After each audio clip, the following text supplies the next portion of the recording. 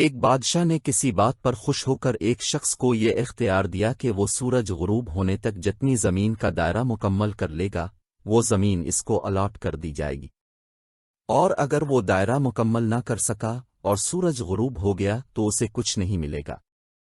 یہ سن کر وہ شخص چل پڑا۔ چلتے چلتے ظہر ہو گئی تو اسے خیال آیا کہ اب واپسی کا چکر شروع کر دینا چاہیے، مگر پھر لالچ نے غلبہ پا لیا اور سوچا کہ تھوڑا سا اور آگے سے چکر کاٹ لوں۔ پھر واپسی کا خیال آیا تو سامنے کے خوبصورت پہاڑ کو دیکھ کر اس نے سوچا اس کو بھی اپنی جاگیر میں شامل کر لینا چاہیے۔ الغرض واپسی کا سفر کافی دیر سے شروع کیا۔ اب واپسی میں یوں لگتا تھا جیسے سورج نے اس کے ساتھ مسابقت شروع کر دی ہے۔ وہ جتنا تیز چلتا پتہ چلتا سورج بھی اتنا جلدی ڈھل رہے ہے۔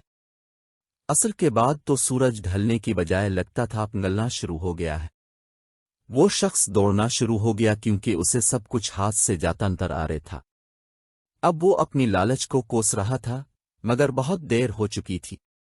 دوڑتے دوڑتے اس کا سینہ درد سے پھٹا جا رہا تھا، مگر وہ تھا کہ بس دوڑے جا رہا تھا۔ آخر سورج غروب ہوا تو وہ شخص اس طرح گرا کہ اس کا سر اس کے سٹارٹنگ پوائنٹ کو چھو رہا تھا اور پاؤں واپسی کے دائرے کو مکمل کر رہی تھے۔ یوں اس کی لاش نے دائرہ مکمل کر دیا۔ جس جگہ وہ گرا تھا اسی جگہ اس کی قبر بنائی گئی اور قبر پر کتبہ لگایا گیا جس پر لکھا تھا، اس شخص کی ضرورت بس اتنی ساری جگہ تھی جتنی جگہ اس کی قبر ہے۔ اس طرح کی مزے اور معلومات سے بھری ویڈیوز دیکھنے کے لیے ہمارا اخلاقی سبق ٹی وی سبسکرائب کریں اور گھنٹی کا بٹن دبانا مت بھولیں تاکہ ہماری نئی آنے والی سبق آموز ویڈیوز آپ کو بآسانی مل سکیں۔